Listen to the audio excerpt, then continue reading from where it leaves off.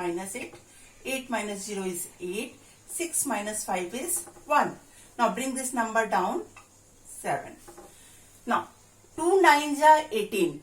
Again the same thing, 9 times 18 is exactly coming, and when we multiply the same number by 9, then it will go more than that. In that case, what to do? So we will just go less than 1.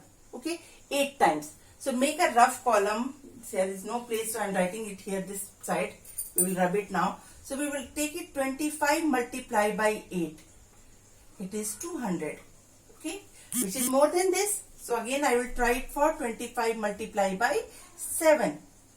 It is 175. Now 175 is less than 187. So we will go for 7 times 175. Minus it.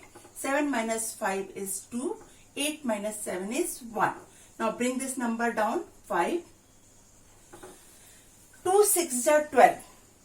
But when we multiply this 5 by this 6, it will be more than 125. So we will again do the same thing. 25 multiplied by 5, less than that.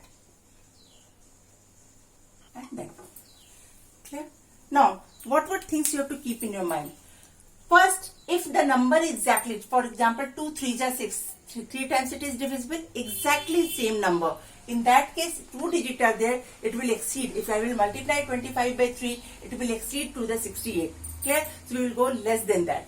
Then similarly, 7 times, same thing.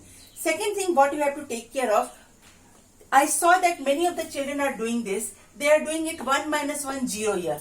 You no need to do that. We are not subtracting 8 minus 7, 1 minus. We are subtracting 175 from 187. So here we don't have to put 0.